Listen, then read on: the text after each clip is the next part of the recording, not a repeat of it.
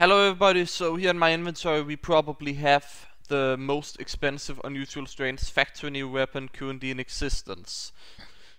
When I say probably, I mean that I'm not sure whenever to put this first or the Balloonicorn sniper rifle. But like estimating a range, especially considering what some assassin grade factory new have sold for, then I'd say this is at least 2,000 to 3,000 keys, anywhere in that range depending on the buyer. Shouldn't be sold for any less.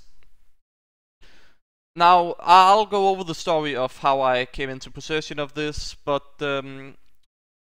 it's pretty much simple. I had bought it off the Steam community market. It have that increased cap now, and somebody probably didn't know the actual value and decided to list it there, and then I was like, telling a friend specifically who had the Sweet Dreams sticky bomb launcher, which is pretty much like also factory new unusual strange with isotope, so pretty much the like matching pair to this one. And I was like, dude, you got to see this. And sadly he couldn't buy it, and then I was just like, okay, then I'll buy it because this is like biggest profit ever, like not even kidding. So I ended up buying it, and if he at some point want to buy it off of me, I'm likely to give him a pretty good friend discount, but I'd still value it at the price that I set. And also reason why I would give him that discount is because I know he won't just resell it, because he again also have the matching pair and he's demo main. The thing why I don't want to keep it is because I'm not a demo main, and I don't really want my demo or soldier to have nice items per se. So, about the unbox of this. Apparently the unboxer have a private profile. After buying it, I did check like the owner of or the previous owner I mean, and the inventory is still privated. So I'm currently number 1 on the history of this item. And I don't know if the owner actually just unboxed it or just applied a professional killstreak kit to it. But when I looked on the Steam community market, it said that it was tradable like on the actual item like it does now before being bought. That means that it were either just unboxed and applied a professional killstreak kit to it, or it were just applied a professional killstreak kit to it and were just in the private backpack, you know, hidden or something. But the owner clearly didn't know what this was worth, and I mean, when it were on the community market, I may as well just, you know, tell my friends or buy it myself. Especially when, I mean, on the community market, this GODTIER thing, I mean, seriously. So I think I'll just show how it looks here on my demo, even though, as I said, I'm not gonna keep it, but it does look pretty sweet, and I think we'll just take a look at it in game as well. Okay, so we are now in game. We're just gonna inspect it a bit, try and fire a bit with it, and gonna see it in third person. Yeah, I mean, there's nothing to see from this side, so hold on. Damn, this actually looks pretty sweet. Let's have a close-up.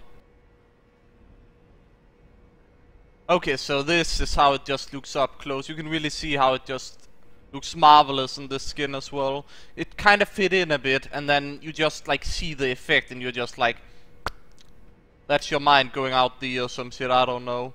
Mine actually did, because I still can't believe that I currently own this thing. I mean, I don't even like know what to do. I'm calling it a thing. That's like at the point I am at. You know that I'm like lost for words when we are there. So usually when stuff like this gets unboxed or surfaced or something, I'm the one that gets asked to price them, or people go to me to get it priced or something like that. But especially like how the TF2 community is, especially when something is like unboxed or surfaced at like the first time or something, so it at least looks like it just got unboxed, then they tend to add and try and offer assistance in pricing, especially like GODTIERs like this. And I can just see like people being like adding me, and then they're like, hey, yeah, I want to help you price that thing, or you should actually add Archimo and get it oh wait. like that kind of conversation. I think that would be funny, but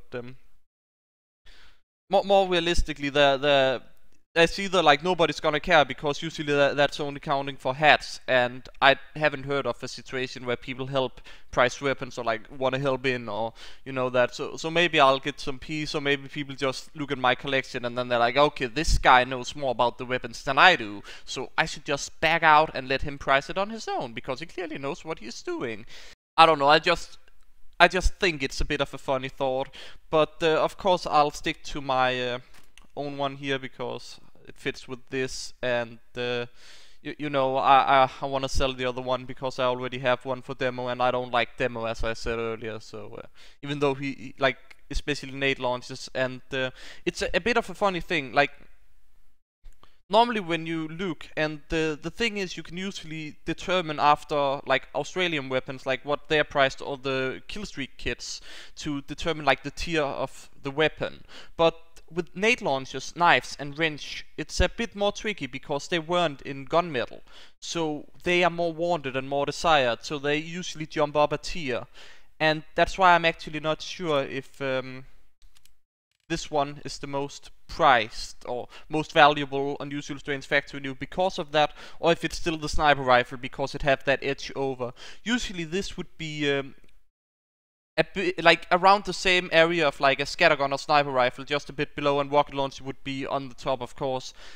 But seeing as this is the case, as I just explained, then this may very well just be number one on the list, if not shared with the, you know, sniper rifle at least.